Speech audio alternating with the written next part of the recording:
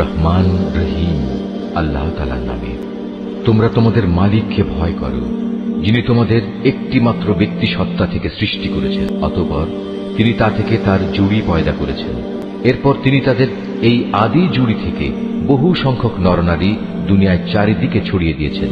হে মানুষ, তোমরা ভয় করো আল্লাহ তাআলাকে, যার পবিত্র নামে তোমরা একে অপরের কাছে অধিকার ও পাওনা দাবি করো, এবং সৃষ্টি তত্ত্বের উৎস গর্ভধারিণী মাকে সম্মান করো। অবশ্যই আল্লাহ তাআলা তোমাদের উপর তীক্ষ্ণ দৃষ্টি রেখে চলেছেন। এতিমদের ধন সম্পদ তাদের কাছে দিয়ে দাও। তাদের ভালো জিনিসের সাথে নিজেদের খারাপ জিনিসের বদল করো না। তাদের সম্পদ সমূহ কখনো নিজেদের মালের সাথে মিলিয়ে হজম করে নিও না। এটা আসলেই একটা জঘন্য পাপ। আর যদি তোমাদের এই আশঙ্কা থাকে যে তোমরা এতিম মহিলাদের মাঝে ন্যায় বিচার করতে পারবে না, তাহলে সাধারণ নারীদের মাঝ থেকে তোমাদের যাদের ভালো লাগে তাদের 2 জন 3 জন কিংবা 4 জনকে বিয়ে করে নাও। কিন্তু যদি তোমাদের এই ভয় হয় যে তোমরা একের অধিক হলে তাদের মাঝে ইনসাফ করতে পারবে না, তাহলে তোমাদের জন্য একজনই যথেষ্ট, কিংবা যে তোমাদের অধিকারভুক্ত তাদেরই যথেষ্ট মনে করে নাও। মনে রেখো, যৌনতার সীমা লঙ্ঘন থেকে বেঁচে থাকার জন্য এটাই হচ্ছে উত্তম ও সহজতর পন্থা। নারীদের তাদের মোহরানার অঙ্ক একান্ত খুশি মনে তাদের মালিকানায় দিয়ে দাও। অতঃপর তারা যদি নিজেদের মনের খুশিতে এর কিছু অংশ তোমাদের ছেড়ে দেয়, তাহলে তোমরা তা খুশি মনে ভোগ করতে পারো। আল্লাহ তাআলা তোমাদের যে সম্পদকে দুনিয়ায় তোমাদের প্রতিষ্ঠা লাভের উপকরণ হিসেবে বানিয়ে দিয়েছেন, তা এই নির্বোধ লোকেদের হাতে ছেড়ে দিও না। অবশ্যই এ থেকে তাদের খাওয়ার ব্যবস্থা করবে, তাদের পোশাক সরবরাহ করবে, সর্বোপরি তাদের সাথে ভালো কথা বলবে। এতিমদের প্রতি লক্ষ্য রাখতে হবে যতক্ষণ না তারা বিয়ের বয়স পর্যন্ত পৌঁছে। অতঃপর যদি তোমরা তাদের মধ্যে সম্পদ পরিচালনার যোগ্যতা অনুভব করতে পারো, তাহলে তাদের ধন সম্পদ তাদের হাতে তুলে দেবে। তাদের এই ধন সম্পদ তাদের বড় হবার আগেই তাড়াহুড়ো করে হজম করে ফেলো না। এতিমদের পৃষ্ঠপোষক যদি সম্পদশালী হয়, তাহলে সে যেন এই বাড়াবাড়ি থেকে বেঁচে থাকে। তবে হ্যাঁ, যদি সে পৃষ্ঠপোষক গরিব হয়, তাহলে সমাজের প্রচলিত নিয়ম অনুযায়ী সে যেন তা থেকে নিজের পারিশ্রমিক গ্রহণ করে। যখন তোমরা তাদের ধন সম্পদ তাদের ফিরিয়ে দেবে, তখন তাদের উপর সাক্ষী রেখো, যদিও হিসাব গ্রহণের জন্য আল্লাহ তাআলাই যথেষ্ট। তাদের পিতামাতা ও আত্মীয় স্বজনদের রেখে যাওয়া ধন সম্পদে পুরুষদের যেমন নির্দিষ্ট অংশ রয়েছে, একইভাবে নারীদের জন্য সে সম্পদে নির্দিষ্ট অংশ রয়েছে, যা তাদের পিতামাতা ও আত্মীয় স্বজনরা রেখে গেছে। পরিমাণ অল্প হোক কিংবা বেশি, উভয়ের জন্য এর অংশ নির্দিষ্ট করে দেওয়া হয়েছে। মৃত ব্যক্তির সম্পদ বন্টনের সময় যখন তার আপনজন, এতিম ও মিসকিনরা সেখানে এসে হাজির হয়, তখন তা থেকে তাদেরও কিছু দেবে এবং তাদের সাথে সুন্দরভাবে কথা বলবে। এতিমদের ব্যাপারে মানুষের এটুকু ভয় করা উচিত, যদি তারা নিজেরা মৃত্যুর সময় এমনি দুর্বল সন্তানদের পেছনে রেখে চলে আসত, তাহলে তাদের ব্যাপারে তারা এভাবে ভীত শঙ্কিত থাকত। অতএব তাদের ব্যাপারে আল্লাহকে ভয় করে চলা এবং এদের সাথে হামেশাই ন্যায় ইনসাফের কথাবার্তা বলা উচিত। যারা অন্যায়ভাবে এতিমদের মাল সম্পদ ভক্ষণ করে, তারা যেন আগুন দিয়ে নিজেদের পেট ভর্তি করে। অচিরেই এ লোকগুলো জাহান্নামের আগুনে জ্বলতে থাকবে। আল্লাহ তাআলা তোমাদের উত্তরাধিকারে সন্তানদের সম্পর্কে এ মর্মে তোমাদের জন্য এই বিধান জারি করেছেন যে এক ছেলের অংশ হবে 2 কন্যা সন্তানের মতো। কিন্তু উত্তরাধিকারী কন্যারা যদি 2-এর বেশি হয়, তাহলে তাদের জন্য থাকবে রেখে যাওয়া সম্পত্তির 2/3, আর সে কন্যা সন্তান যদি 1 জন হয়, তাহলে তার অংশ হবে পরিত্যক্ত সম্পত্তির অর্ধেক। মৃত ব্যক্তির সন্তান থাকলে তার পিতামাতা প্রত্যেকের জন্য থাকবে সে সম্পদের 6/1 ভাগ। অপরদিকে মৃত ব্যক্তির যদি কোনো সন্তান না থাকে এবং পিতামাতাই যদি হয় তার একমাত্র উত্তরাধিকারী, তাহলে তার মায়ের অংশ হবে 3/1 ভাগ। যদি মৃত ব্যক্তির কোনো ভাই বোন বেঁচে থাকে, তাহলে তার মায়ের অংশ হবে 6/1 ভাগ। মৃত্যুর আগে সে যে ওসিয়ত করে গেছে এবং তার রেখে যাওয়া ঋণ আদায় করে দেওয়ার পরেই কিন্তু এই সব ভাগ বাটোয়ারা করতে হবে। তোমরা জানো না তোমাদের পিতামাতা ও তোমাদের সন্তান সন্ততির মধ্যে কে তোমাদের জন্য উপকারের দিক থেকে বেশি নিকটবর্তী। অতএব এ হচ্ছে আল্লাহর বিধান। অবশ্যই আল্লাহ তাআলা সকল কিছু সম্পর্কে ওয়াকিবহাল এবং তিনি হচ্ছেন বিজ্ঞ পরম কুশলী। তোমাদের স্ত্রীদের রেখে যাওয়া সম্পত্তিতে তোমাদের অংশ হচ্ছে অর্ধেক। যদি তাদের কোনো সন্তানাদি না থাকে, আর যদি তাদের সন্তান থাকে, তাহলে সে সম্পত্তিতে তোমাদের অংশ হবে 4 ভাগের 1 ভাগ। তারা যে ওসিয়ত করে গেছে কিংবা তাদের ঋণ পরিশোধ করার পরেই কিন্তু তোমরা এই অংশ পাবে। তোমাদের স্ত্রীদের জন্য থাকবে তোমাদের রেখে যাওয়া সম্পত্তির 1/4। যদি তোমাদের কোনো সন্তান না থাকে। যদি তোমাদের সন্তান থাকে, তাহলে তারা পাবে রেখে যাওয়া সম্পদের 8 ভাগের 1 ভাগ। মৃত্যুর আগে তোমরা যা ওসিয়ত করে যাবে কিংবা যে ঋণ তোমরা রেখে যাবে তা পরিশোধ করে দেওয়ার পরই এই অংশ তারা পাবে। যদি কোনো পুরুষ কিংবা নারী এমন হয় যে তার কোনো সন্তান নেই, পিতামাতাও নেই, শুধু আছে তার 1 ভাই ও 1 বোন, তাহলে তাদের সবার জন্য থাকবে 6 ভাগের 1 ভাগ। ভাই বোন মিলে তারা যদি এর চাইতে বেশি হয়, তবে মৃত ব্যক্তির রেখে যাওয়া সম্পদের 1/3 তারা সবাই সমান অংশীদার হবে। অবশ্য এ সম্পত্তির উপর মৃত ব্যক্তির যা ওসিয়ত করা আছে কিংবা কোনো ঋণ পরিশোধের পরই এ ভাগাভাগি করা যাবে। তবে কখনো উত্তরাধিকারীদের অধিকার পাওয়ার পথে তা যেন ক্ষতিকর হয়ে না দাঁড়ায়, সে কথাও খেয়াল রাখতে হবে। কেননা এ হচ্ছে আল্লাহর নির্দেশ, আর আল্লাহ তাআলা সর্বজ্ঞানী ও পরম ধৈর্যশীল। এগুলো হচ্ছে আল্লাহ তাআলার সীমারেখা। যে ব্যক্তি এর ভেতরে থেকে তার ও তার রাসূলের আনুগত্য করবে, আল্লাহ তাআলা তাকে এমন এক জান্নাতে প্রবেশ করাবেন যার তলদেশ দিয়ে ঝর্ণাধারা প্রবাহিত হবে।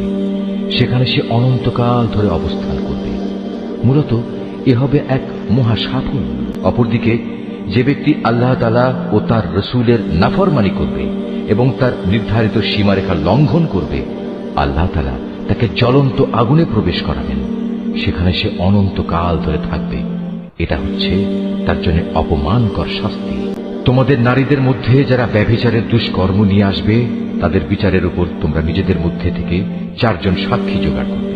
অতঃপর সে 4 জন লোক যদি ইতিবাচক সাক্ষ্য প্রদান করে, তাহলে সে নারীদের তোমরা ঘরের ভেতর অবরুদ্ধ করে রাখবে, যতদিন না মৃত্যু এসে তাদের সমাপ্তি ঘটিয়ে দেয়, অথবা আল্লাহ তাআলা তাদের জন্য অন্য কোনো ব্যবস্থা না করেন। আর তোমাদের মধ্যে যে 2 জন নরনারী এ ব্যভিচারের কাজ করবে, তাদের 2 জনকেই তোমরা শাস্তি দেবে। হ্যাঁ, তারা যদি তওবা করে এবং নিজেদের সংশোধন করে নেয়, তাহলে তাদের শাস্তি দেয়া থেকে তোমরা সরে দাঁড়াও। অবশ্যই আল্লাহ তাআলা তওবা কবুলকারী এবং পরম দয়ালু। আল্লাহ তাআলার উপর শুধু তাদের তওবাই কবুলযোগ্য হবে যারা ভুলবশত গুনাহের কাজ করে, অতঃপর জানা মাত্রই তারা দ্রুত তা থেকে ফিরে আসে। মূলত এরাই হচ্ছে সেসব লোক যাদের উপর আল্লাহ তাআলা দয়া পরবশ হন, আর আল্লাহ তাআলাই হচ্ছেন সর্ববিষয়ে জ্ঞানী, কুশলী। আর তাদের জন্য তওবা করার কোনো অবকাশ নেই যারা আজীবন শুধু গুনাহের কাজই করে। এভাবেই গুনাহের কাজ করতে করতে একদিন তাদের কারো দুয়ারে যখন মৃত্যু এসে হাজির হয়, তখন সে বলে, হে আল্লাহ, আমি এখন তওবা করলাম। আসলে তাদের জন্য কোনো তওবা নয় যারা কাফের অবস্থায় ইহুল্লা সাঙ্গ করল। এরা হচ্ছে সেসব লোক যাদের জন্য আমি কঠিন যন্ত্রণাদায়ক আযাবের ব্যবস্থা করে রেখেছি। হে মানুষ, তোমরা যারা ঈমান এনেছ, তোমাদের জন্য কখনো জোর করে বিধবা নারীদের উত্তরাধিকারের পণ্য বানানো বৈধ নয়। বিয়ের সময় মোহর হিসেবে যা তোমরা তাদের দিয়েছ, তার কোনো অংশ তাদের কাছ থেকে নিয়ে নেওয়ার জন্য তোমরা তাদের অযথা আটক করে রেখো না, যতক্ষণ পর্যন্ত তারা প্রকাশ্য কোনো ব্যভিচারের কাজে লিপ্ত না হয়। তাদের সাথে সৎভাবে জীবন যাপন করো। এমনকি তোমরা যদি তাদের পছন্দ নাও করো, এমনও তো হতে পারে যা কিছু তোমরা পছন্দ করো না, তার মধ্যেই আল্লাহ তাআলা তোমাদের জন্য অফুরন্ত কল্যাণ নিহিত রেখে দিয়েছেন।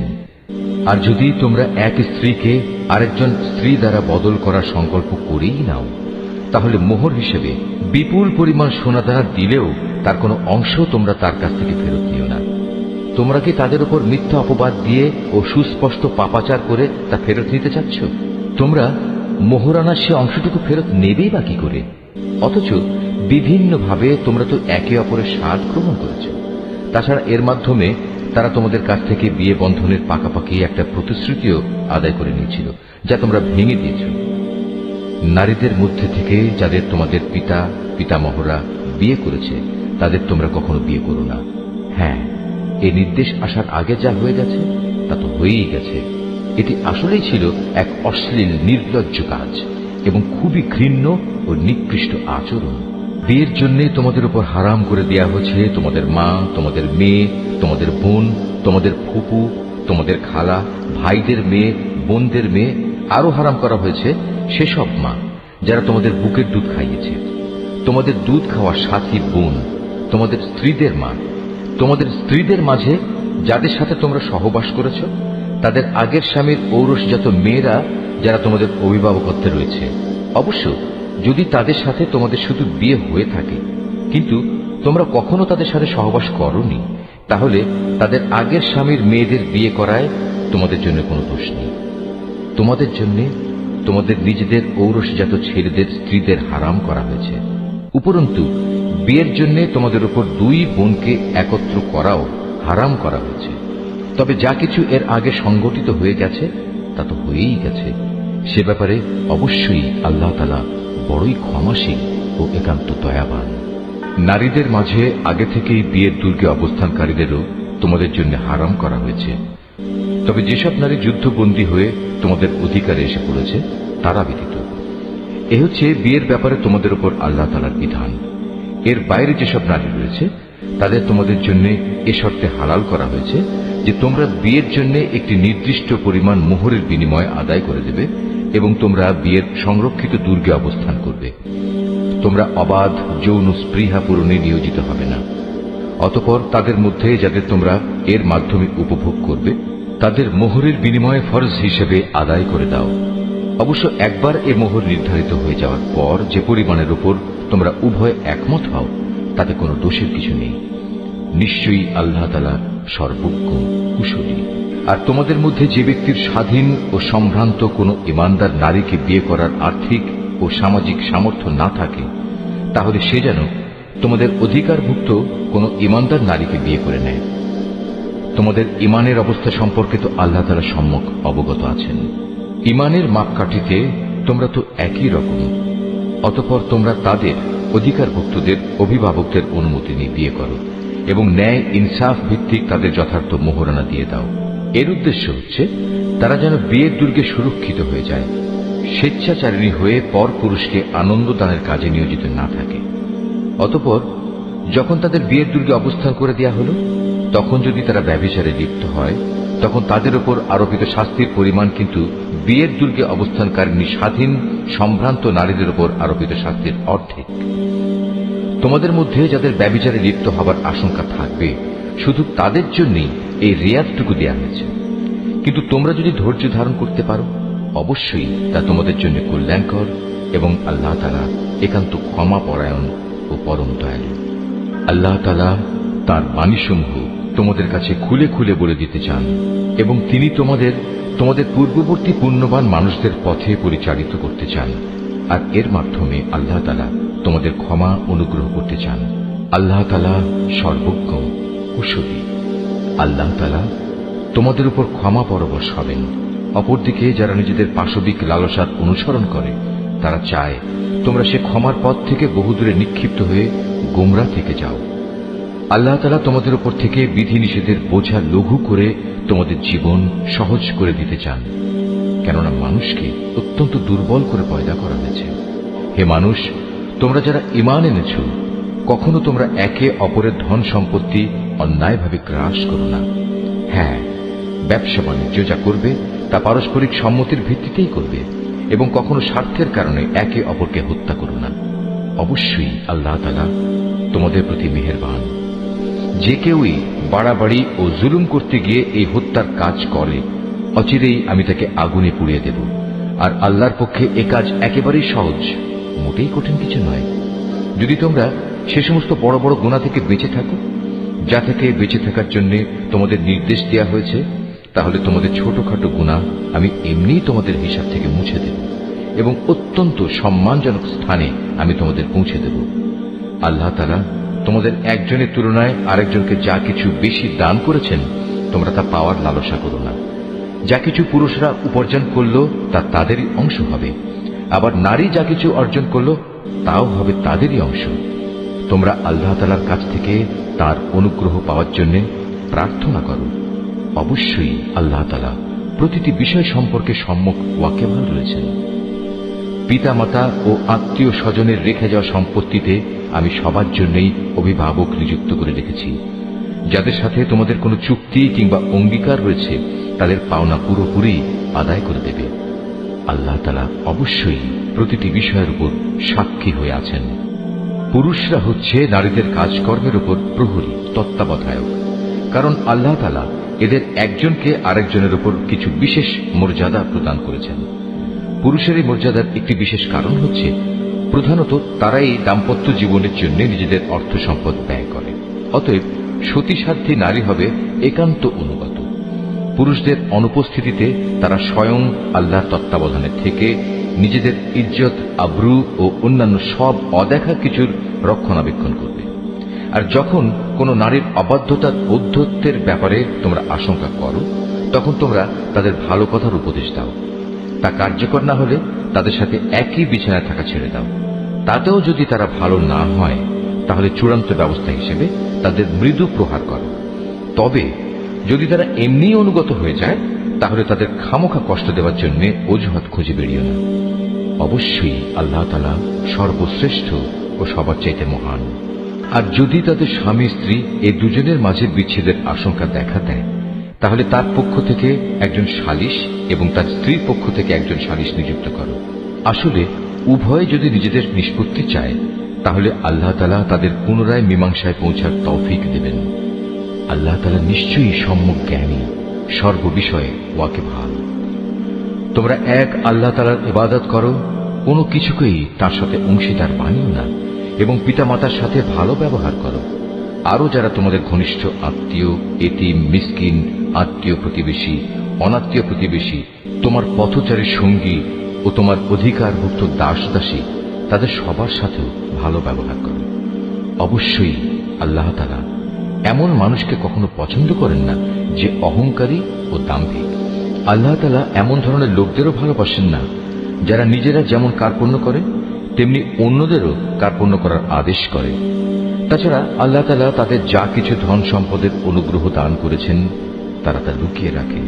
আমি কাফেরদের জন্য এক লাঞ্ছনাদায়ক শাস্তির ব্যবস্থা করে রেখেছি। আল্লাহ তাআলা তাদেরও পছন্দ করেন না যারা লোক দেখানোর উদ্দেশ্যে নিজেদের ধন সম্পদ ব্যয় করে। তারা আল্লাহ তাআলা এবং শেষ বিচারের দিনকেও বিশ্বাস করে না। আর শয়তান যদি কোনো ব্যক্তির সাথী হয়, তাহলে বুঝতে হবে সে বড়ই খারাপ সাথী পেল। কি দুর্যোগ তাদের উপর দিয়ে বয়ে যেত যদি তারা শয়তানকে সাথী বানানোর বদলে আল্লাহ তাআলার উপর ঈমান আনত এবং ঈমান আনত পরকাল দিবসের উপর। সর্বোপরি আল্লাহ তাআলা তাদের যা কিছু দান করেছেন তা থেকে তারা খরচ করত। বস্তুত আল্লাহ তাআলা তাদের কাজকর্ম সম্পর্কে ভালোভাবেই ওয়াকিবহাল রয়েছেন। আল্লাহ তাআলা কার উপর এক বিন্দু পরিমাণও জুলুম করেন না, বরং তিনি তো এত দয়ালু যে নেকির কাজ যদি একটি হয় তবে তিনি তার পরিমাণ দ্বিগুণ করে দেন এবং এর সাথে তিনি নিজ থেকেও বড় কিছু পুরস্কার যোগ করেন। সেদিন তাদের অবস্থাটা কেমন হবে যখন আমি প্রত্যেক উম্মতের কাজে সাক্ষী হিসেবে তাদের নবীকে এনে হাজির করব, এবং হে মুহাম্মদ, এদের সবার কাছে সাক্ষী হিসেবে আমি সেদিন তোমাকে নিয়ে আসব। সেদিন যারা আল্লাহ তাআলাকে অস্বীকার করেছে এবং তার রাসূলের বিরুদ্ধে আচরণ করেছে, তারা কামনা করবে মাটি যদি তাদের নিজেদের সাথে মিশে একাকার হয়ে যেত। কারণ সেদিন কোনো মানুষ কোনো কথাই মহাবিচারক আল্লাহ তাআলার কাছ থেকে গোপন করতে পারবে না। রুকু 7। হে ঈমানদাররা, তোমরা কখনো নেশাগ্রস্ত অবস্থায় নামাজের কাছে যেও না, যতক্ষণ পর্যন্ত তোমরা এতটুকু নিশ্চিত না হবে যে তোমরা যা কিছু বলছো তা তোমরা ঠিক ঠিক জানতে বুঝতে পারছ। আবার অপবিত্র অবস্থায়ও নামাজের কাছে যেও না, যতক্ষণ না তোমরা পুরোপুরিভাবে গোসল সেরে নেবে। তবে পথচারী অবস্থায় থাকলে তা ভিন্ন কথা। আর যদি তোমরা অসুস্থ হয়ে পড়ো অথবা প্রবাসে থাকো, কিংবা তোমাদের কেউ যদি পায়খানা থেকে ফিরে আসো, অথবা তোমরা যদি দৈহিক মিলনের সাথে নারী স্পর্শ করো, তাহলে পানি দিয়ে নিজেদের পরিষ্কার করে নেবে। তবে যদি এসব অবস্থায় পানি নাই পাও, তাহলে পবিত্র মাটি দিয়ে তায়াম্মুম করে নেবে, এবং তার পদ্ধতি হচ্ছে তা দিয়ে তোমাদের মুখমণ্ডল ও তোমাদের হাত মাসহ করে নেবে। অবশ্যই আল্লাহ তাআলা গুনাহ মার্জনাকারী, পরম ক্ষমাশীল। হে নবী, তুমি কি তাদের অবস্থা দেখোনি যাদের আসমানি গ্রন্থের সামান্য একটা অংশ দেয়া হয়েছিল, কিন্তু তারা গুমরাহির পথই কিনে নিচ্ছে। তারা তো তোমাদেরও পথভ্রষ্ট করে দিতে চায়।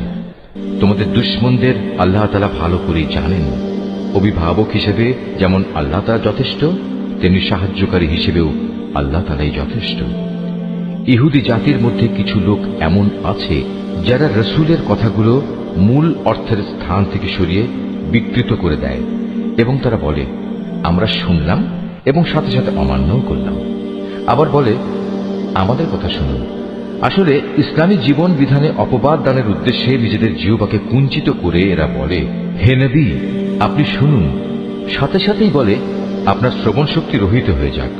অথচ এসব কথা না বলে তারা যদি বলতো, হে নবী আমরা আপনার কথা শুনলাম এবং তা মেনে নিলাম এবং আপনি আমাদের কথা শুনুন, আমাদের প্রতি লক্ষ্য করুন, তাহলে এই বিষয়টা তাদের জন্য কতই না ভালো হতো। তাই হতো বরং তাদের জন্য সঙ্গত। কিন্তু সত্য অস্বীকার করার কারণে তাদের উপর আল্লাহ তাআলা অভিশাপ দিয়েছেন। অতঃপর তাদের সামান্য কিছু লোকই মাত্র ঈমান এনে থাকে। হে মানুষেরা, যাদের কিতাব দেওয়া হয়েছে তোমরা সেই গ্রন্থের উপর ঈমান আনো যা আমি মুহাম্মাদের উপর নাজিল করেছি। এ হচ্ছে এমন এক কিতাব যা তোমাদের কাছে মজুদ পূর্ববর্তী কিতাবের সত্যতা স্বীকার করে। ঈমান আনো সে সময় আসার আগে যখন আমি পাপিষ্ঠদের চেহারাসমূহ বিকৃত করে তাকে উল্টো দিকে ঘুরিয়ে দেব, অথবা ইহুদিদের পবিত্র দিন শনিবারের অবমাননাকারীদের প্রতি আমি যেভাবে অভিশাপ নাজিল করেছি তেমনি কোনো বড় বিপর্যয় আসার আগেই ঈমান আনো। আর আল্লাহ তাআলার হুকুম সে তো অবধারিত। নিঃসন্দেহে আল্লাহ তাআলা কখনো সে গুনাহ মাফ করবেন না যেখানে তার সাথে কাউকে শরীক করা হয়। এছাড়া অন্য সব গুনাহ তিনি যাকে ইচ্ছা ক্ষমা করে দেন। যে ব্যক্তি আল্লাহর সাথে কাউকে অংশীদার বানালো সে সত্যি একটা বড় ধরনের মিথ্যা রচনা করল এবং একটা মহা পাপে নিজেকে জড়ালো।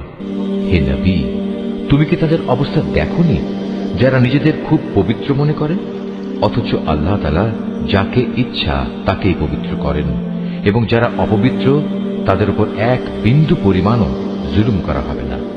এদের প্রতি তাকিয়ে দেখো কিভাবে এরা আল্লাহ তাআলা সম্পর্কে মিথ্যা অপবাদ রটিয়ে যাচ্ছে। প্রকাশ্য গুনাহ হিসাবে এটাই তো এদের জন্য যথেষ্ট। তুমি কি তাদের অবস্থা দেখোনি যাদের আল্লাহ তাআলার কিতাবের কিছু অংশ দান করা হয়েছিল?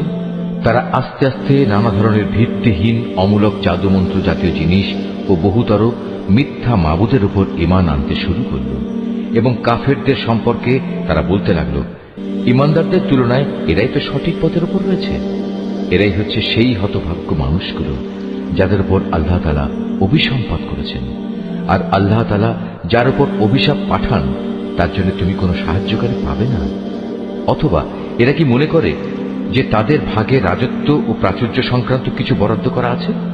যদি সত্যি সত্যি তেমন কিছু এদের দেয়া হতো তাহলে এরা তো খেজুর পাতার একটি ঝিল্লিও কাউকে দিতে চাইত না। অথবা এরা কি অন্যান্য মানব সন্তানদের ব্যাপারে হিংসা বিদ্বেষ পোষণ করে যাদের আল্লাহ তাআলা নিজস্ব ভান্ডার থেকে জ্ঞান কৌশল ও রাজনৈতিক ক্ষমতা দান করেছেন? অথচ আমি তো ইব্রাহিমের বংশধরদেরও আমার গ্রন্থ ও সেই গ্রন্থলব্ধ জ্ঞান বিজ্ঞান দান করেছিলাম। এর সাথে আমি তাদের এক বিশাল পরিমাণ রাজত্বও দান করেছিলাম। কিন্তু তাদের মধ্যে অল্প কিছু লোকই তার উপর ঈমান এনেছে, আবার কেউ কেউ তার থেকে মুখ ফিরিয়ে নিয়েছে। এদের পুড়িয়ে দেওয়ার জন্য জাহান্নামী যথেষ্ট। যারা আমার আয়াতসমূহ অস্বীকার করেছে তাদের আমি অচিরেই জাহান্নামের আগুনে পুড়িয়ে দেব।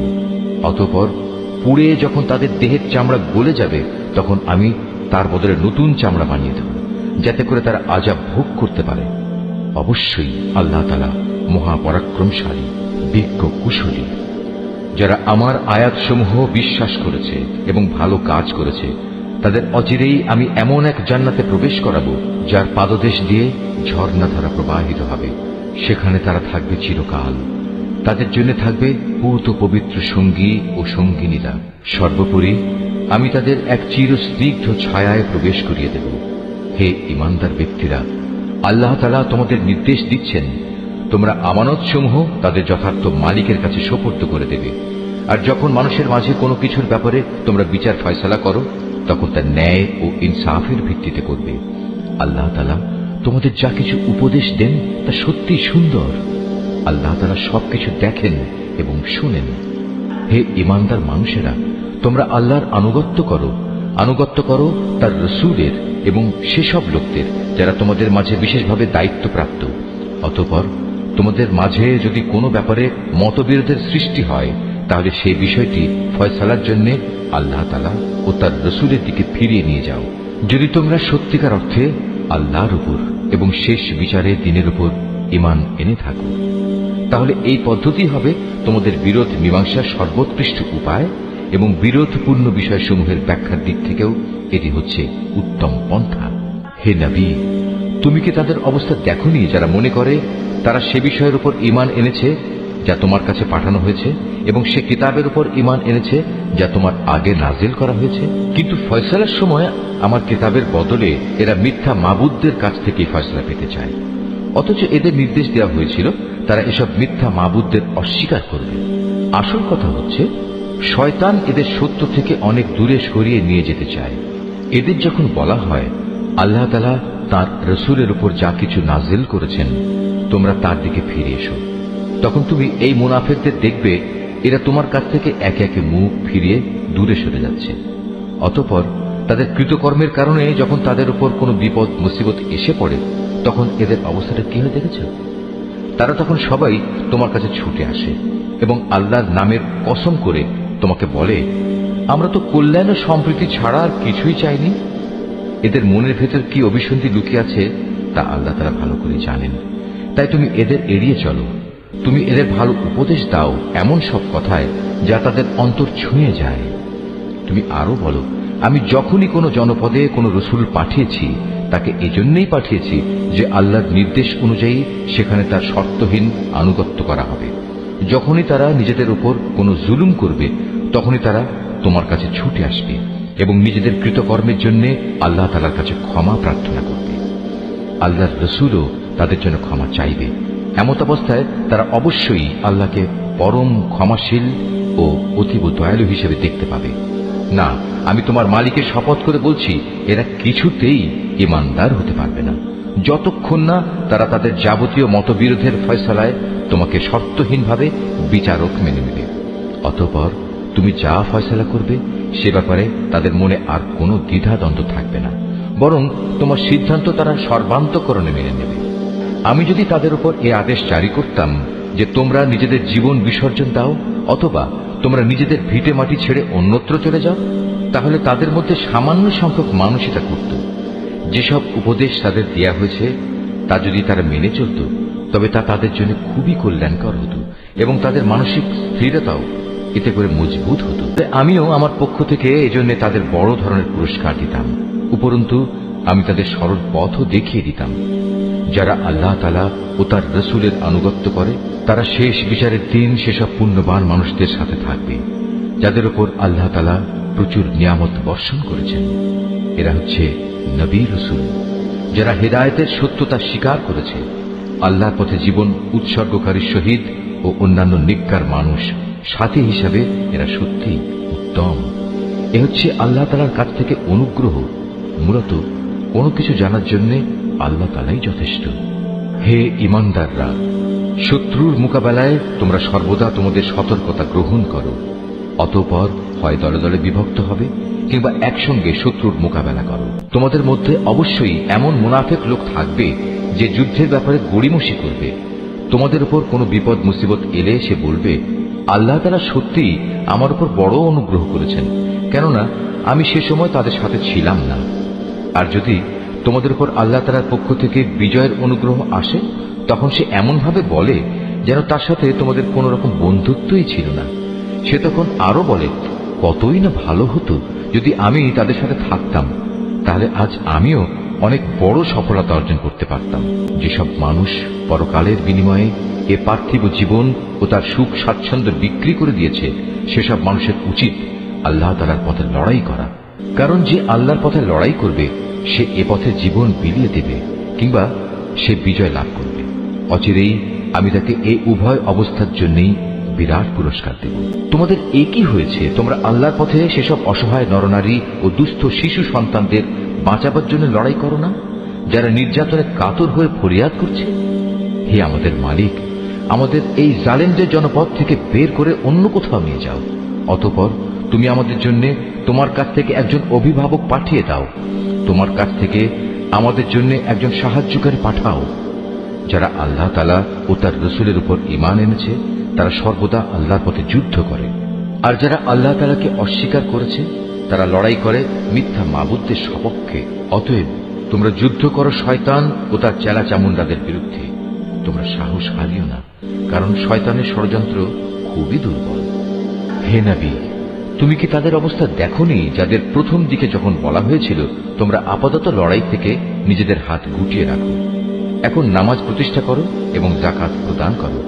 তখন তারা জিহাদের জন্য অস্থির হয়ে পড়েছিল, অথচ যখন পরবর্তী সময়ে তাদের উপর সত্যি সত্যের লড়াইয়ের হুকুম নাজিল করা হলো তখন এদের একদল লোক তো প্রতিপক্ষের মানুষদের এমন ভাবে ভয় করতে শুরু করলো যেমনি ভয় শুধু আল্লাহ তাআলাকেই করা উচিত, ক্ষেত্র বিশেষে তার চাইতেও বেশি। তারা আরো বলতে শুরু করলো, হে আমাদের মালিক, তুমি আমাদের উপর যুদ্ধের এ হুকুম এত তাড়াতাড়ি জারি করতে গেলে কেন? কত ভালো হতো যদি তুমি আমাদের সামান্য কিছুটা অবকাশ দিতে। হে নবী, তুমি বলো, দুনিয়ার এ ভোগ সামগ্রী অত্যন্ত সামান্য। যে ব্যক্তি আল্লাহ তাআলাকে ভয় করে তার জন্য পরকাল অনেক উত্তম, আর সেই পরকালে তোমাদের উপর কণা মাত্র অবিচার করা হবে না। তোমরা যেখানেই থাকো না কেন মৃত্যু এসে তোমাদের নাগাল পাবেই। এমনকি তোমরা যদি কোনো মজবুত দুর্গেও থাকো সেখানেও মৃত্যু এসে হাজির হবে। এদের অবস্থা হচ্ছে, যখন কোনো কল্যাণ তাদের স্পর্শ করে তখন তারা বলে, হ্যাঁ, এ তো আল্লাহর পক্ষ থেকেই এসেছে। অপরদিকে যখন তাদের কোনো ক্ষতি ও অকল্যাণ স্পর্শ করে তখন তারা বলে, এসব তো এসেছে তোমার কাছ থেকে। তুমি তাদের বলে দাও, কল্যাণ অকল্যাণ সব কিছুই তো আসে আল্লাহর পক্ষ থেকে। এই জাতির হয়েছে কি? এরা মনে হয় কথাটি বুঝতেই চায় না। যে কল্যাণই তুমি লাভ করো না কেন মনে রেখো তা আল্লাহর পক্ষ থেকেই আসে, আর যেটুকু অকল্যাণ তোমার উপর আসে তা আসে তোমার নিজের কর্মদোষের কারণে। আমি তোমাকে মানুষদের জন্য রাসূল বানিয়ে পাঠিয়েছি, আর সাক্ষী হিসেবে তো আল্লাহ তাআলাই যথেষ্ট। যে ব্যক্তি রাসূলের আনুগত্য করে সে যেন আল্লাহরই আনুগত্য করে, আর যে ব্যক্তি তার আনুগত্য থেকে মুখ ফিরিয়ে নেয় তাদের উপর মনে রেখো আমি তোমাকে প্রহরী বানিয়ে পাঠাইনি। তারা মুখে মুখে বলে, আমরা তোমার আনুগত্য স্বীকার করি, কিন্তু তারা যখন তোমার কাছ থেকে দূরে সরে যায় তখন তাদের একদল লোক রাতের অন্ধকার সময়ে একত্রিত হয়ে ঠিক তুমি যা বলো তার বিরুদ্ধেই সলা পরামর্শ করে বেড়ায়। তারা রাতের বেলায় যা কিছু করে আল্লাহ তাআলা সেসব কর্মকাণ্ডগুলো ঠিক মতোই লিখে রাখছেন। অতএব তুমি এদের উপেক্ষা করে চলো এবং সর্ববিষয়ে শুধু আল্লাহ তাআলার উপরই ভরসা রাখো। অভিভাবক হিসেবে তো আল্লাহ তাআলাই যথেষ্ট। এরা কি কোরআন ও তার সূত্র নিয়ে চিন্তা গবেষণা করে না? এই গ্রন্থটা যদি আল্লাহ তাআলা ছাড়া অন্য কারো কাছ থেকে আসতো তাহলে তাতে অবশ্যই তারা অনেক গরমিল দেখতে পেত। এদের কাছে যখনই নিরাপত্তা কিংবা ভয়ের কোনো খবর আসে তখন সত্য মিথ্যা না জেনেই এরা তা প্রচার করে বেড়ায়। অথচ তারা যদি এ জাতীয় খবর আল্লাহর রাসূল এবং তাদের দায়িত্বপ্রাপ্ত ব্যক্তিকে জানিয়ে দিত তাহলে এমন সব লোকেরা তা জানতে পারত যারা তাদের মধ্যে থেকে সেই খবরের যথার্থতা যাচাই করতে পারত। যদি তোমাদের উপর আল্লাহর অনুগ্রহ না থাকত তাহলে এ প্রচারণার ফলে হাতে গোনা কিছু লোক ছাড়া তোমাদের অধিকাংশ লোকই শয়তানের অনুসারী হয়ে যেত। অতএব হে নবী, তুমি আল্লাহর পথে লড়াই করো, কেননা তোমাকে শুধু তোমার কাজকর্মের জন্যই দায়ী করা হবে এবং তুমি তোমার সাথী মুমিনদের আল্লাহ তাআলার পথে লড়াই করতে উদ্বুদ্ধ করতে থাকো। আল্লাহ তাআলা হয়তো অচিরেই এ কাফেরদের শক্তি চূর্ণ বিচূর্ণ করে দেবেন, কারণ আল্লাহ তাআলা শক্তিতে প্রবলতর, আবার শাস্তি দানেও তিনি কঠোরতর। যদি তার জন্য কোনো ব্যক্তি কোনো ভালো কাজে সুপারিশ করে তাহলে তাতে অবশ্যই তার অংশ থাকবে, আবার যে ব্যক্তি কোনো অন্যায় কাজের ব্যাপারে সুপারিশ করবে তাহলে তার সৃষ্ট অকল্যাণেও তার সমপরিমাণ অংশ থাকবে। আল্লাহ তাআলাই তোমাদের সব ধরনের কাজের একক নিয়ন্ত্রণকারী। যখন তোমাদের সালাম দ্বারা অভিবাদন জানানো হয় তখন তোমরা তার চাইতেও উত্তম পন্থায় তার জবাব দাও। উত্তম ভাবে না হলেও কমপক্ষে যতটুকু সে দিয়েছে ততটুকুই ফেরত দাও। অবশ্যই আল্লাহ তাআলা সব কিছুর পুঙ্খানুপুঙ্খ হিসাব রাখেন। আল্লাহ তাআলা এক মহান সত্তা, তিনি ছাড়া দ্বিতীয় কোনো মাবুদ নেই। অবশ্যই তিনি তোমাদের কিয়ামতের দিন এক জায়গায় জড়ো করবেন, সেদিনের ব্যাপারে কোনো রকম সন্দেহ নেই। আর এমন কে আছে যে আল্লাহ তাআলার চাইতে বেশি সত্য কথা বলতে পারে? এ কি হলো তোমাদের? তোমরা মুনাফিকদের ব্যাপারে দুদলে বিভক্ত হয়ে গেলে, বিশেষ করে যখন স্বয়ং আল্লাহ তাআলাই তাদের কৃতকর্মের জন্য তাদের উপর অভিশাপ নাজিল করেছেন। আল্লাহ তাআলা যাদের পথভ্রষ্ট করে দিয়েছেন, তোমরা কি তাদের সঠিক পথে আনতে চাও? বস্তুত আল্লাহ তাআলা যাকে পথভ্রষ্ট করেন তার জন্য তুমি কোনো পথে খুঁজে পাবে না। তারা তো এটাই কামনা করে যে তারা যেভাবে কুফরি করেছে তোমরাও তেমনি কুফরি করো, তাহলে তোমরা উভয়ে একই রকম হয়ে যেতে পারো। কাজেই তুমি তাদের মধ্যে থেকে কাউকেও নিজের বন্ধুরূপে গ্রহণ করো না, যতক্ষণ না তারা আল্লাহ তাআলার পথে নিজেদের ভিটে মাটি ছেড়ে ঈমানের প্রমাণ না দেবে। আর যদি তারা হিজরতের এই কাজটি না করে, তাহলে তোমরা তাদের যেখানেই পাবে গ্রেফতার করবে এবং যুদ্ধরত শত্রুদের সহযোগিতা করার জন্য তাদের হত্যা করবে। আর কোনো অবস্থায় তাদের মধ্যে থেকে কাউকে তোমরা বন্ধু ও সাহায্যকারী হিসেবে গ্রহণ করো না। অবশ্য তাদের কথা আলাদা, যারা তোমাদের সাথে চুক্তিবদ্ধ কোনো একটি সম্প্রদায়ের সাথে এসে মিলিত হবে। আবার তাদের ব্যাপারও নয়, যারা তোমাদের সামনে এমন মানসিক অবস্থা নিয়ে আসে যে মূলত তাদের অন্তর তোমাদের সাথে যেমনি লড়াই করতে বাধা দেয়, তেমনি নিজেদের জাতির বিরুদ্ধেও তাদের লড়াই করতে বাধা দেয়। অপরদিকে আল্লাহ তাআলা যদি চাইতেন, তিনি তোমাদের উপর এদের ক্ষমতাবান করে দিতে পারতেন। তেমন অবস্থায় তারা অবশ্যই তোমাদের সাথে লড়াই করত। অতএব এরা যদি তোমাদের কাছ থেকে আলাদা হয়ে যায়, ময়দানের লড়াই থেকে বিরত থাকে এবং তোমাদের কাছে শান্তি ও সন্ধির প্রস্তাব পাঠায়, তাহলে তাদের বিরুদ্ধে অভিযানের কোনো পন্থাই আল্লাহ তাআলা তোমাদের জন্য উন্মুক্ত রাখেননি। এই মুনাফিকদের মাঝে তোমরা এমন আরেক দল পাবে, যারা তোমাদের দিক থেকে যেমন শান্তি ও নিরাপত্তা পেতে চায়, তেমনি তারা তাদের নিজেদের জাতির কাছ থেকেও নিরাপত্তা ও নিশ্চয়তা পেতে চায়। কিন্তু এদের যখনই কোনো বিপর্যয় সৃষ্টির কাজের দিকে ডাক দেয়া হবে, তখন সাথে সাথেই এরা তোমাদের বিরুদ্ধে ঝাঁপিয়ে পড়বে। এরা যদি সত্যিই তোমাদের সাথে যুদ্ধ করা থেকে সরে না দাঁড়ায় এবং কোনো শান্তি ও সন্ধি প্রস্তাব তোমাদের কাছে পেশ না করে এবং নিজেদের অস্ত্র সংবরণ না করে, তাহলে তাদের তোমরা যেখানেই পাবে গ্রেফতার করবে এবং চরম বিদ্রোহের জন্য তাদের তোমরা হত্যা করবে। মূলত এরাই হচ্ছে সেসব লোক যাদের উপর আমি তোমাদের সুস্পষ্ট ক্ষমতা দান করেছি। এটা কোনো ইমানদার ব্যক্তির কাজ নয় যে সে আরেকজন ইমানদার ব্যক্তিকে হত্যা করবে। অবশ্য ভুলবশত করে ফেললে তা সম্পূর্ণ ভিন্ন কথা। যদি কোনো ইমানদার ব্যক্তি আরেকজন ইমানদার ব্যক্তিকে ভুল করে হত্যা করে, তাহলে তার বিনিময় হচ্ছে সে একজন দাস মুক্ত করে দেবে এবং তার সাথে নিহত ব্যক্তির পরিবার পরিজনকে তার রক্তের ন্যায়সঙ্গত মূল্য পরিশোধ করে দেবে। তবে নিহত ব্যক্তির পরিবারের লোকেরা যদি রক্তমূল্য মাফ করে দেয়, তবে তা স্বতন্ত্র কথা। এই নিহত ইমানদার ব্যক্তি যদি এমন কোন জাতির বা গোত্রের লোক হয় যারা তোমাদের শত্রু, তাহলে তার বিনিময় হবে শুধু একজন মোমেন দাসের মুক্তি। অপরদিকে নিহত ব্যক্তি যদি এমন এক সম্প্রদায়ের কেউ হয়ে থাকে যাদের সাথে তোমাদের কোনো সন্ধি চুক্তি বলবৎ আছে, তবে তার রক্তের মূল্য আদায় করা ও একজন ইমানদার দাসের মুক্তিও অপরিহার্য। যে ব্যক্তি মুক্ত করার জন্য কোনো দাস পাবে না, তার বিধান হচ্ছে ক্রমাগত 2 মাসের রোজা রাখা। এ হচ্ছে আল্লাহ তাআলার পক্ষ থেকে মানুষের তওবা কবুল করানোর ব্যবস্থা মাত্র। বস্তুত আল্লাহ তাআলা সর্বজ্ঞ, কুশলী। যে ব্যক্তি ইচ্ছাকৃতভাবে কোনো ইমানদার ব্যক্তিকে হত্যা করবে, তার শাস্তি হচ্ছে জাহান্নাম। সেখানে সে অনন্তকাল ধরে পড়ে থাকবে। আল্লাহ তাআলা তার উপর ভয়ানক রুষ্ট, তাকে তিনি লানত দেন। আল্লাহ তাআলা তার জন্য যন্ত্রণাদায়ক আযাব প্রস্তুত করে রেখেছেন। হে ইমানদার ব্যক্তিরা, তোমরা যখন আল্লাহ তাআলার পথে জিহাদের রাস্তায় বের হবে, তখন বিচার বুদ্ধি প্রয়োগ করবে। কোন ব্যক্তি কিংবা সম্প্রদায় যখন তোমাদের সামনে শান্তি ও সন্ধির প্রস্তাব পেশ করে, তখন কিছু বৈষয়িক ধন সম্পদের প্রত্যাশায় তাকে তোমরা বলো না যে না, তুমি ইমানদার নও। আসলে আল্লাহ তাআলার কাছে অনায়াসলভ্য সম্পদ প্রচুর রয়েছে, সম্পদের প্রচুর ভান্ডার পড়ে আছে। আগে তোমরাও ছিলে এমনি, অতঃপর আল্লাহ তাআলা তোমাদের উপর অনুগ্রহ করেছেন। কাজেই তোমরা বিষয়টি যাচাই বাছাই করে নিও। তোমরা যা কিছুই করো, আল্লাহ তাআলা সে ব্যাপারে সম্যক অবগত আছেন। মোমেনদের মাঝে যারা কোন রকম শারীরিক পঙ্গুত্ব ও অক্ষমতা না থাকা সত্ত্বেও বসে থেকেছে, আর যারা নিজেদের জান ও মাল দিয়ে আল্লাহ তাআলার পথে জিহাদে অবতীর্ণ হয়েছে, এরা উভয়ে কখনো সমান নয়।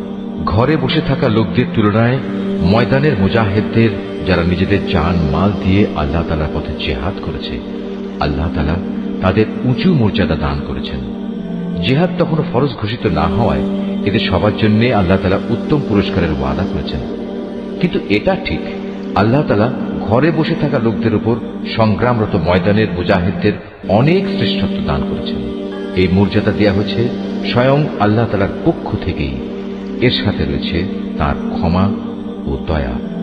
মূলত আল্লাহ তাআলা বড় ক্ষমাশীল ও অতীব দয়ালু।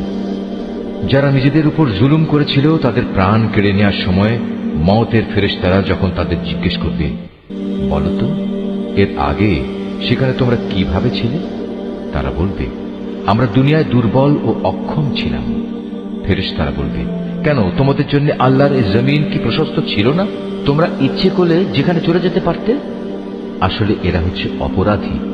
এরা হচ্ছে সেসব লোক যাদের আবাসস্থল হচ্ছে জাহান্নাম, আর তা কত নিকৃষ্টতম আবাস। তবে সেসব নারী পুরুষ ও শিশু সন্তান যাদের হিজরত করার মতো শারীরিক শক্তি ছিল না, কোথাও যাওয়ার কোনো উপকরণ ছিল না, তাদের কথা আলাদা। এরা হচ্ছে সেসব মানুষ আল্লাহ তাআলা সম্ভবত যাদের মাফ করে দেবেন। অবশ্যই আল্লাহ তাআলা গুনাহ মোচনকারী ও পরম ক্ষমাশীল। আর যে কেউই আল্লাহ তাআলার পথে হিজরত করবে সে অচিরেই আল্লাহ তাআলার জমিনে প্রশস্ত জায়গা ও অগণিত ধন সম্পদ পেয়ে যাবে। যখন কোনো ব্যক্তি আল্লাহ তাআলা ও তার রাসূলের উদ্দেশ্যে হিজরত করার জন্য নিজ বাড়ি থেকে বের হয় এবং এমতাবস্থায় মৃত্যু এসে তাকে গ্রাস করে নেয়, তাহলে তার সে অপূর্ণ হিজরতের পুরস্কার দেওয়ার দায়িত্ব আল্লাহ তাআলার উপর। আল্লাহ তাআলা বড় ক্ষমাশীল ও পরম দয়ালু। তোমরা যখন সফরে বের হবে তখন তোমাদের যদি এই আশঙ্কা থাকে যে কাফেররা নামাজের সময় আক্রমণ করে তোমাদের বিপদগ্রস্ত করে ফেলবে, তাহলে সে অবস্থায় তোমরা যদি তোমাদের নামাজ সংক্ষিপ্ত করে নাও তাতে তোমাদের কোনোই দোষ নেই। নিঃসন্দেহে কাফেররা হচ্ছে তোমাদের প্রকাশ্যতম দুশমন। হে নবী, তুমি যখন মুসলমানদের মাঝে অবস্থান করবে এবং যুদ্ধাবস্থায় যখন তুমি তাদের ইমামতির জন্য নামাজে দাঁড়াবে, তখন যেন তাদের একদল লোক তোমার সাথে নামাজে দাঁড়ায় এবং তারা যেন তাদের অস্ত্র সাথে নিয়ে সতর্ক থাকে। অতঃপর তারা যখন নামাজের সাজদা সম্পন্ন করে নেবে তখন তারা তোমাদের পেছনে থাকবে। দ্বিতীয় দল যারা নামাজ তখনও পড়েনি তারা তোমার সাথে এসে নামাজ আদায় করবে, কিন্তু সর্বাবস্থায় তারা যেন সতর্কতা অবলম্বন করে এবং সশস্ত্র অবস্থায় থাকে। কারণ কাফেররা তো এই সুযোগটুকুই চায় যে যদি তোমরা তোমাদের মাল সামানা ও অস্ত্রশস্ত্র সম্পর্কে একটু অসাবধান হয়ে যাও, যাতে তারা তোমাদের উপর আকস্মিকভাবে ঝাঁপিয়ে পড়তে পারে। অবশ্য অতিরিক্ত বৃষ্টি বাদলের জন্য যদি তোমাদের কষ্ট হয় কিংবা শারীরিকভাবে তোমরা যদি অসুস্থ হও, তাহলে কিছুক্ষণের জন্য তোমরা অস্ত্র রেখে দিতে পারো। কিন্তু অস্ত্র রেখে দিলেও তোমরা কিন্তু নিজেদের সাবধানতা বজায় রাখবে।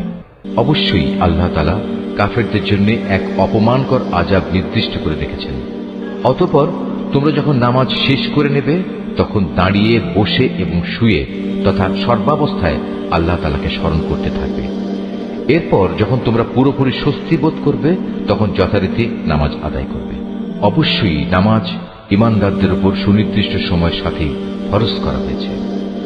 কোন শত্রু দলের পেছনে ধাওয়া করার সময় তোমরা বিন্দু মাত্র মনোবল হারিও না। তোমরা যদি কষ্ট পেয়ে থাকো তাহলে জেনে রেখো তারাও তো তোমাদের মতো কষ্ট পাচ্ছে, কিন্তু তোমরা আল্লাহ তাআলার কাছ থেকে যে জান্নাত আশা করো তারা তো তা করেন না। নিশ্চয়ই আল্লাহ তাআলা সর্বজ্ঞ, কুশলী।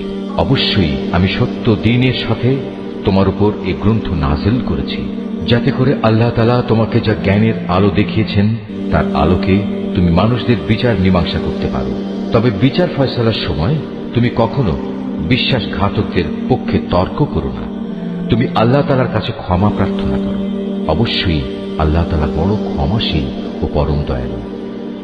যারা নিজেদের সাথে বিশ্বাসঘাতকতা করে তুমি কখনো এমন সব লোকের পক্ষে কথা বলো না, কেননা আল্লাহ তাআলা এই পাপিষ্ঠ বিশ্বাসঘাতকদের কখনো পছন্দ করেন না।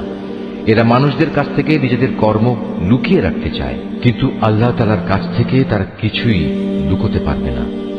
আল্লাহ তাআলা তো হচ্ছেন সেই মহান সত্তা যিনি রাতের অন্ধকারে তিনি যেসব কথা বা কাজ পছন্দ করেন না এমন সব বিষয়ে যখন এরা সলা পরামর্শ করে তখনও তিনি তাদের সাথেই থাকেন। এরা যা কিছু করে তা সম্পূর্ণ আল্লাহ তাআলার জ্ঞানের পরিধির আওতাধীন। হ্যাঁ, এরাই হচ্ছে সেসব লোক যাদের সঠিক ঘটনা না জানার কারণে দুনিয়ার জীবনে তোমরা যাদের পক্ষে তর্ক করেছ, কিন্তু কিয়ামতের দিনে আল্লাহ তাআলার সামনে কে তাদের পক্ষে কথা বলবে, কিংবা সেদিন কে তাদের উপর অভিভাবক হবে?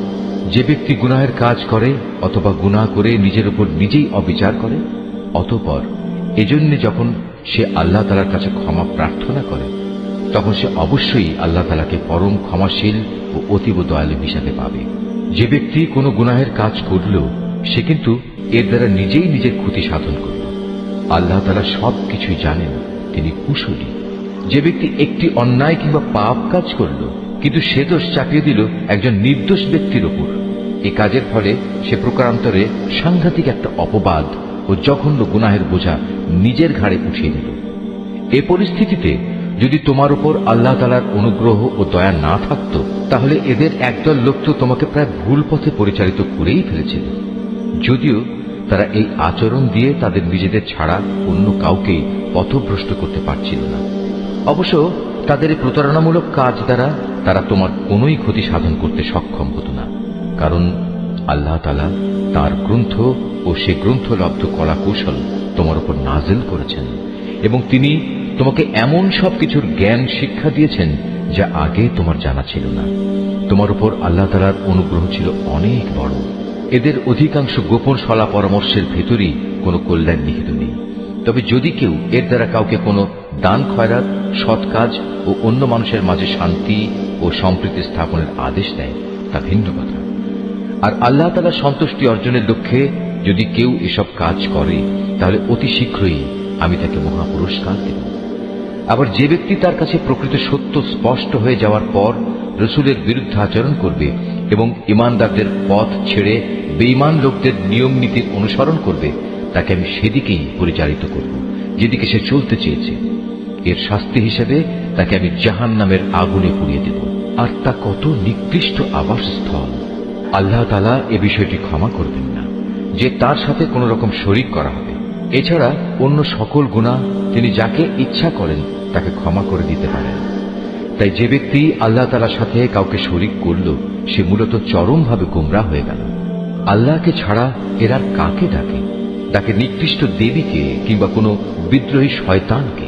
তার উপর আল্লাহ তাআলা অভিশাপ বর্ষণ করেছেন, কারণ সে আল্লাহকে চ্যালেঞ্জ দিয়ে বলেছিল, আমি তোমার বান্দাদের এক অংশকে নিজের দলে শামিল করেই ছাড়ব।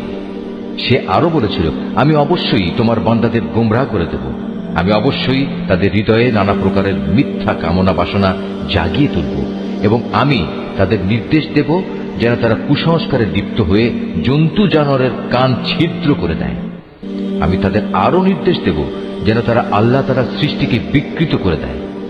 মূলত যে কোনো ব্যক্তি আল্লাহ তাআলার বদলে শয়তানকে নিজের পৃষ্ঠপোষক বানিয়ে নেবে, সে এক সুস্পষ্ট ক্ষতি ও লোকসানের সম্মুখীন হবে। সে অভিশপ্ত শয়তান তাদের নানা প্রতিশ্রুতি দেয়, তাদের সামনে মিথ্যা বাসনার মায়াজাল সৃষ্টি করে, আর শয়তান যা প্রতিশ্রুতি দেয় তা হচ্ছে প্রতারণা মাত্র। এরাই হচ্ছে সেসব হতভাগ্য ব্যক্তি যাদের আবাসস্থল হচ্ছে জাহান্নাম, যার আযাব থেকে মুক্তির কোনো পন্থাই তারা খুঁজে পাবে না। অপরদিকে যারা শয়তানের প্রতিশ্রুতি উপেক্ষা করে আল্লাহ তাআলার উপর ঈমান আনবে এবং ভালো কাজ করবে, তাদের আমি অচিরেই এমন এক জান্নাতে প্রবেশ করাবো যার তলদেশ দিয়ে ঝর্ণাধারা বইতে থাকবে। তারা সেখানে অনন্তকাল ধরে অবস্থান করবে। আল্লাহর ওয়াদা সত্য, আর আল্লাহর চাইতে বেশি সত্য কথা কে বলতে পারে? মানুষের ভালো মন্দ যেমনি তোমাদের খেয়াল খুশির সাথে জড়িত নয়, তেমনি তা আহলে কিতাবদের খেয়াল খুশির সাথেও সম্পৃক্ত নয়। আসল কথা হচ্ছে, যে ব্যক্তি কোনো গুনাহের কাজ করবে তাকে তার প্রতিফল ভোগ করতে হবে, আর এ পাপী ব্যক্তি সেদিন আল্লাহ তাআলা ছাড়া অন্য কাউকেই নিজেদের পৃষ্ঠপোষক ও সাহায্যকারী হিসেবে পাবে না। পক্ষান্তরে যে ব্যক্তি কোনো ভালো কাজ করবে, নর কিংবা নারী, সে যদি ঈমানদার অবস্থায় তা সম্পাদন করে, তাহলে সে এবং তার মতো সব লোক অবশ্যই জান্নাতে প্রবেশ করবে। পুরস্কার দেওয়ার সময় তাদের উপর বিন্দু মাত্র অবিচার করা হবে না। তার চাইতে উত্তম জীবন বিধান আর কার হতে পারে যে আল্লাহ তাআলার নির্দেশের সামনে মাথা নত করে দেয়? মূলত সেই হচ্ছে নিষ্ঠাবান ব্যক্তি। তদুপরি সে নিষ্ঠার সাথে ইব্রাহিমের আদর্শ মেনে চলে, আর আল্লাহ তাআলা ইব্রাহিমকে স্বীয় বন্ধুরূপে গ্রহণ করেছেন। আসমান ও জমিনে যা কিছু আছে তার সবকিছুই আল্লাহ তাআলার জন্য, আর আল্লাহ তাআলা তার ক্ষমতা দিয়ে সবকিছুই পরিবেষ্টন করে আছেন। হে নবী, তারা তোমার কাছে নারীদের ব্যাপারে সিদ্ধান্ত জানতে চায়। তুমি তাদের বলো, আল্লাহ তাআলা তাদের ব্যাপারে তোমাদের জানিয়ে দিচ্ছেন তা সেই এতিম নারীদের সম্পর্কিত ব্যাপার, আর এই কিতাব থেকে যা কিছু তোমাদের উপর পঠিত হচ্ছে। আল্লাহ তাআলা তাদের জন্য যেসব অধিকার দান করেছেন যা তোমরা আদায় করতে চাও না, অথচ তোমরা তাদের বিয়ে ঠিকই করতে চাও। অসহায় শিশু সন্তান ও এতিমদের ব্যাপারে তোমাদের বলা হচ্ছে তোমরা যেন সুবিচার কায়েম করো। তোমরা যেটুকু সৎ কাজই করো, আল্লাহ তাআলা তার সবকিছু সম্পর্কেই সম্যকভাবে অবহিত রয়েছেন। যদি কোনো স্ত্রীলোক তার স্বামীর কাছ থেকে দুর্ব্যবহার কিংবা অবজ্ঞার আশঙ্কা করে, তাহলে সে অবস্থায় পারস্পরিক ভালোর জন্য আপোষ নিষ্পত্তি করে নিলে তাদের উপর এতে কোনো দোষ নেই, কারণ সর্বাবস্থায় আপোষ মীমাংসার পন্থাই হচ্ছে উত্তম পন্থা। কিন্তু সমস্যা হচ্ছে মানুষ আপোষ করতে গেলে লালসার দিকেই বেশি পরিমাণে ধাবিত হয়ে পড়ে। কিন্তু তোমরা যদি সততার পন্থা অবলম্বন করো এবং শয়তানের কাছ থেকে নিজেকে রক্ষা করো, তাহলে সেটাই তোমাদের জন্য ভালো, কারণ আল্লাহ তাআলা তোমাদের সব কর্মকাণ্ড অবলোকন করে থাকেন। তোমরা কখনো একাধিক স্ত্রীদের মাঝে ইনসাফ করতে পারবে না, যদিও মনে প্রাণে তোমরা তা চাইবে। তাই তাদের একজনের দিকে তুমি এমন ভাবে ঝুঁকে পড়ো না যে দেখে মনে হবে আরেকজনকে ঝুলন্ত অবস্থায় রেখে দিয়েছ। তোমরা যদি সংশোধনের চেষ্টা করো এবং আল্লাহ তাআলাকে ভয় করো, তাহলে তুমি দেখবে আল্লাহ তাআলা অতি ক্ষমাশীল ও পরম দয়ালু। অতঃপর যদি সত্যি সত্যি তারা একে অপরের কাছ থেকে বিচ্ছিন্ন হয়ে যায়, তাহলে আল্লাহ তাআলা তার ভান্ডার থেকে দান করে তাদের সবাইকে পারস্পরিক মুখাপেক্ষিতা থেকে রেহাই দেবেন। আল্লাহ তাআলা নিঃসন্দেহে প্রাচুর্যময় ও প্রশংসাভাজন। আসমান জমিনে যা কিছু আছে সবই আল্লাহ তাআলার জন্য। তোমাদের আগেও যাদের কাছে কিতাব নাজিল করা হয়েছিল, তাদের আমি এ নির্দেশ দিয়েছিলাম যেন তারা আল্লাহ তাআলাকে ভয় করে। আমি তোমাদেরও নির্দেশ দিচ্ছি।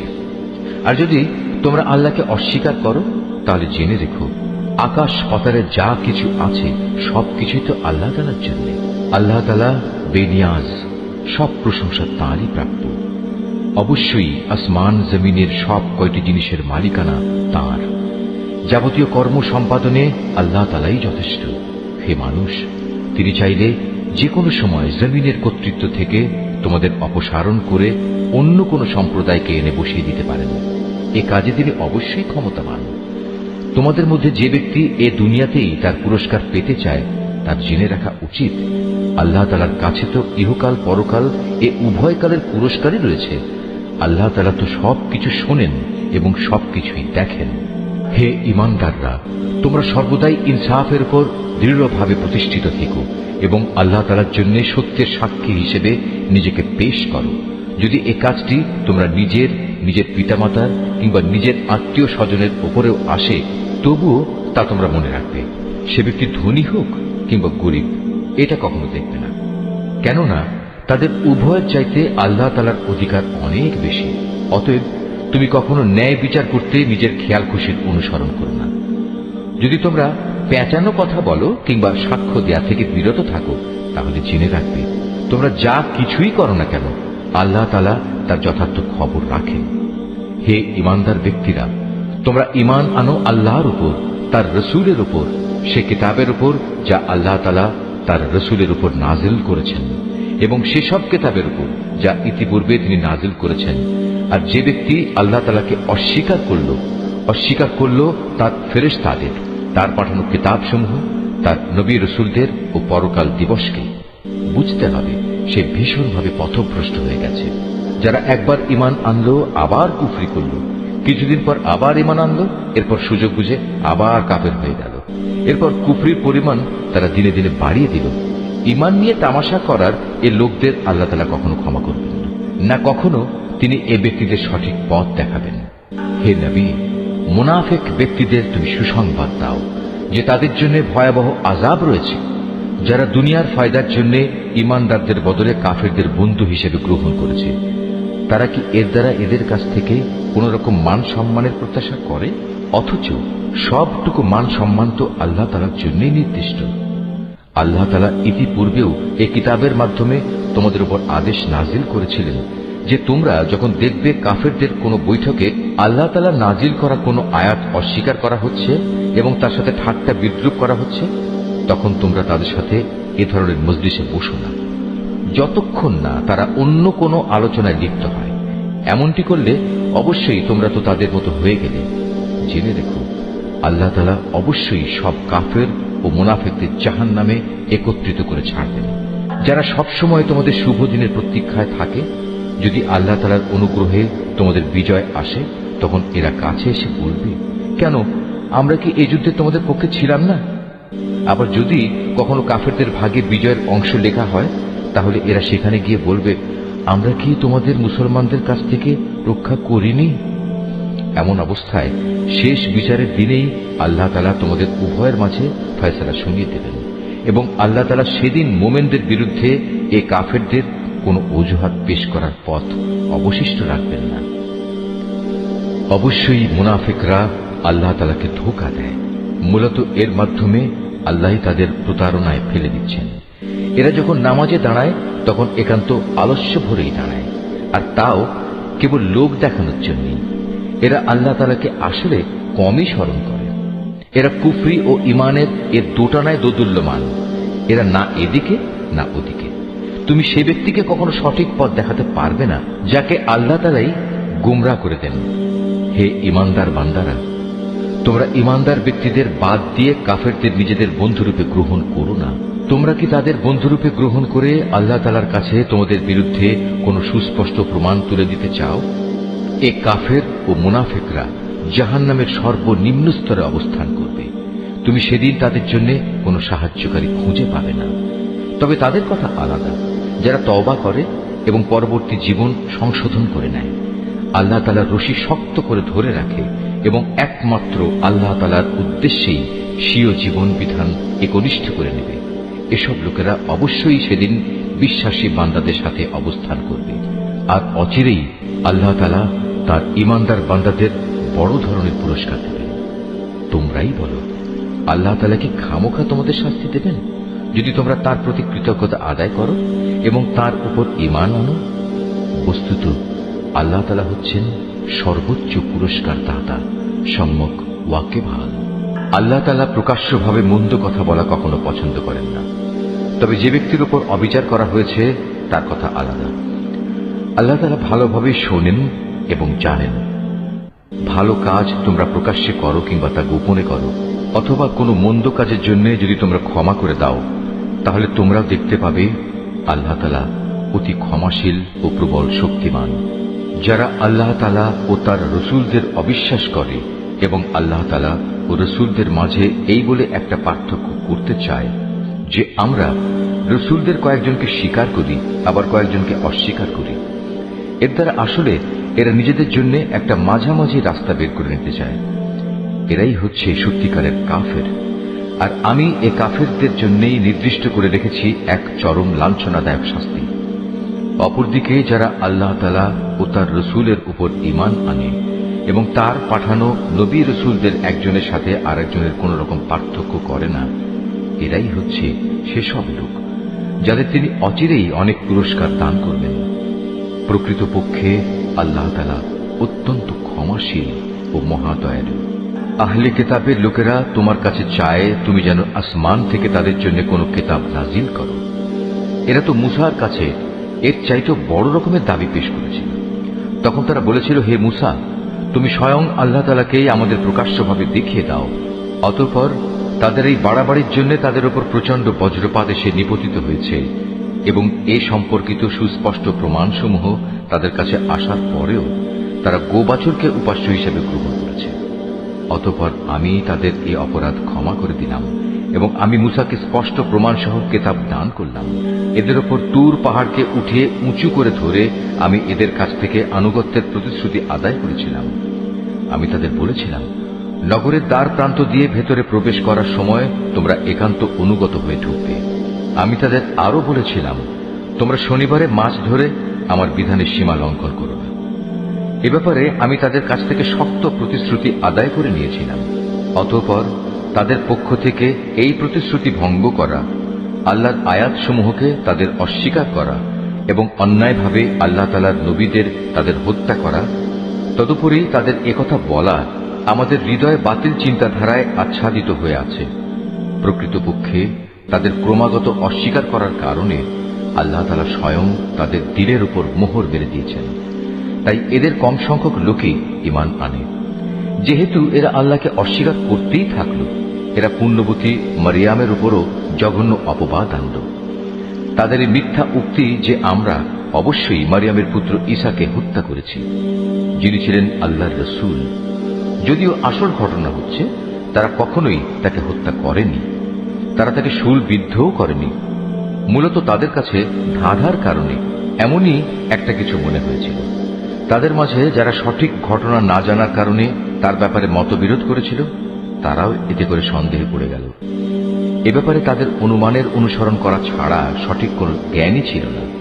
তবে এটুকু নিশ্চিত, তারা তাকে হত্যা করেনি, বরং আসল ঘটনা ছিল আল্লাহ তাআলা তাকে তার নিজের কাছে তুলে নিয়েছেন। আল্লাহ তাআলা মহাপরাক্রমশালী ও মহাপ্রজ্ঞাময়। এই আহলে কিতাবদের মাঝে এমন একজনও থাকবে না যে ব্যক্তি তার মৃত্যুর আগে তার তিরোধান সম্পর্কে আল্লাহ তাআলার এই কথার উপর ঈমান আনবে না। কিয়ামতের দিনে সে নিজেই এদের উপর সাক্ষী হবে। ইহুদিদের বাড়াবাড়ি ও সীমা লঙ্ঘনমূলক আচরণের জন্য এমন অনেক পবিত্র জিনিসও আমি তাদের জন্য হারাম করে দিয়েছিলাম, যেটা তাদের জন্য আগে হালাল ছিল। এটা এই কারণে যে এরা বহু মানুষকে আল্লাহ তাআলার পথ থেকে বিরত রেখেছে। যেহেতু এরা লেনদেনে সুদ গ্রহণ করে, অথচ এদের তা থেকে সুস্পষ্টভাবে নিষেধ করা হয়েছিল, এবং এরা অন্যের মাল সম্পদ ধোঁকা প্রতারণার মাধ্যমে গ্রাস করে। তাদের মধ্যে এসব অপরাধে লিপ্ত কাফেরদের জন্য আমি তাই কঠিন আযাব নির্দিষ্ট করে রেখেছি।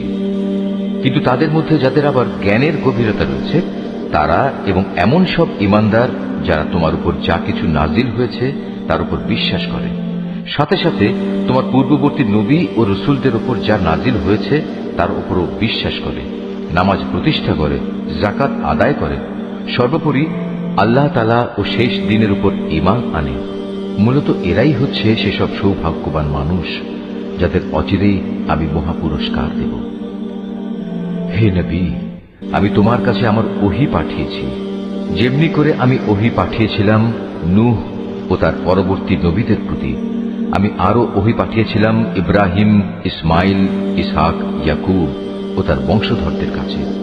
ওহী পাঠিয়েছি ঈসা, আইয়ুব, ইউনুস, হারুন ও সুলাইমানের কাছেও। অতঃপর আমি দাউদের ওপর জাবুর গ্রন্থ অবতীর্ণ করেছি। রসুলদের মাঝে এমনও অনেকে আছে যাদের কথা ইতিপূর্বে আমি তোমার কাছে বলেছি, কিন্তু এদের মাঝে বহু রসুল এমনও আছে যাদের নাম ঠিকানা কিছুই আমি তোমাকে বলিনি। মুসার সাথে তো আল্লাহ তাআলা কথাও বলেছেন। রসুলরা ছিল জান্নাতের সুসংবাদবাহী ও জাহান্নামের ভয় প্রদর্শনকারী। তাদের এজন্যই পাঠানো হয়েছিল যাতে করে রসুলদের আগমনের পর আল্লাহ তাআলার উপর মানব জাতির কোনো অজুহাত খাড়া করার সুযোগ না থাকে। সত্যি আল্লাহ তাআলা মহাপরাক্রমশালী ও প্রজ্ঞাময়। কিন্তু মানুষ যত অজুহাতই পেশ করুক না কেন, আল্লাহ তোমার উপর যা কিছু নাজিল করেছেন তা তাঁর প্রত্যক্ষ জ্ঞানের মাধ্যমেই করেছেন।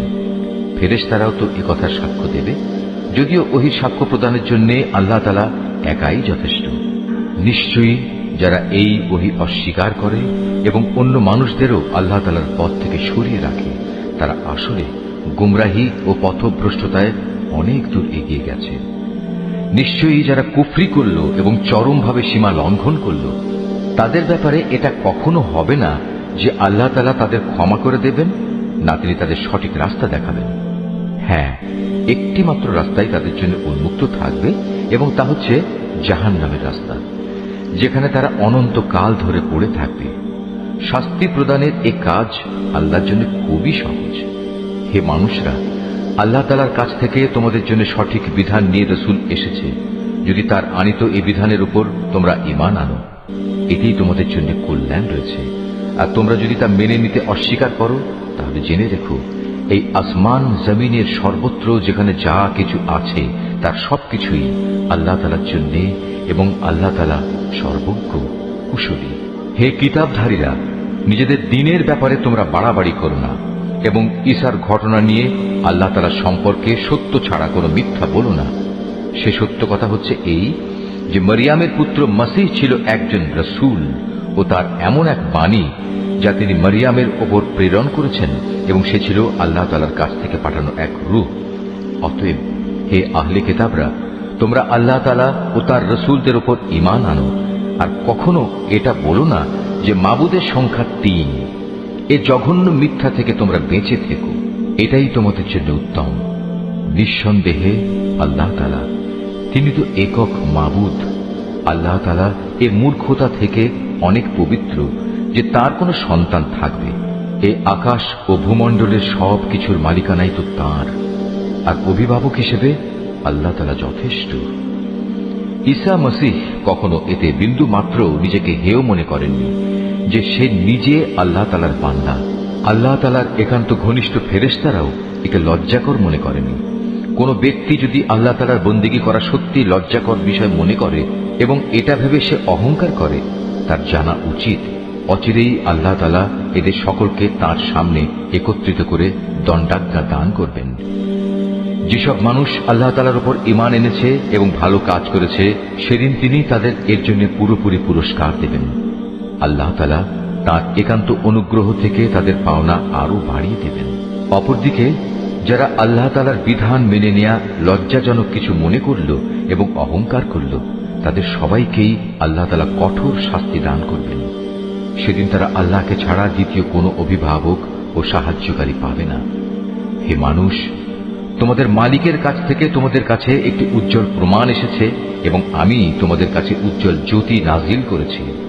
অতঃপর যারা সে জ্যোতি দিয়ে ঈমান আনলো এবং তাকে শক্ত করে আঁকড়ে ধরল, আল্লাহ তাআলা তাদের অচিরেই তার অফুরন্ত দয়া ও অনুগ্রহে জান্নাতে প্রবেশ করাবেন এবং তাদের তিনি সঠিক পথে পরিচালিত করবেন। হে নবী, তারা তোমার কাছে বিভিন্ন বিষয়ে ফতোয়া জানতে চায়। তুমি বলো, আল্লাহ তাআলা সে ব্যক্তির উত্তরাধিকার সংক্রান্ত ব্যাপারে তোমাদের তার সিদ্ধান্ত জানাচ্ছেন, যার মাতা পিতা কেউই নেই, আবার তার নিজেরও কোনো সন্তান নেই।